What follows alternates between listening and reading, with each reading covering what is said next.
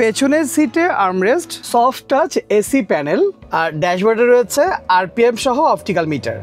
এছাড়াও এসির জালি দেখুন, নিকেল বাটন, এই হচ্ছে নিকেল বাটন, এই হচ্ছে নিকেল বাটন, এই হচ্ছে সামনের গ্লাসের নিকেল বিট, আর এই হচ্ছে পেছনের গ্লাসের নিকেল বিট। আর এটা হচ্ছে 2000 মডেলের টয়োটা জি করলা, আর রেজিস্ট্রেশনটি হচ্ছে 2004 সালে। এই কালার দেখে ভাববেন না কালারটা আমি চেঞ্জ করেছি, এটা কিন্তু আমি এভাবে পেয়েছি। আগে আপনাদের কালারের কনফিউশন ক্লিয়ার করে, এই দেখুন এখানে স্পষ্ট করে কিন্তু কাগজে রেড লেখা আছে। আর মোটামুটি সবই দেখলাম, গাড়ির সাথে গুলো এখনো বেশ ভালো আছে। এই যেমন ধরুন ব্যাকলাইটটি, এটি কিন্তু গাড়ির সাথে স্টকটা আছে, কোথাও কোনো জায়গায় কোনো ভাঙা ফাটা কোনো স্ক্র্যাচ একদমই নেই। এছাড়াও গাড়ির সামনের গ্লাসটা আমি দেখলাম বেশ সুন্দর ফ্রেশ অবস্থায় আছে, এখানে কোথাও কোনো জায়গায় কোনো ভাঙা ফাটা কোনো স্ক্র্যাচ একদমই নেই।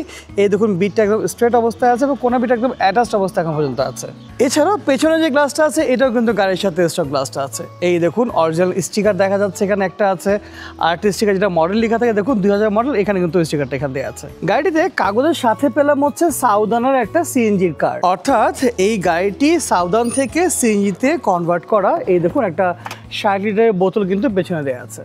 উপরের কালারটা খুবই সুন্দর একটা রেড, বাট ভেতরটা কি ব্ল্যাক? ও নো, ভেতরটা হচ্ছে একটা লাইট অ্যাশ ইন্টেরিয়ার।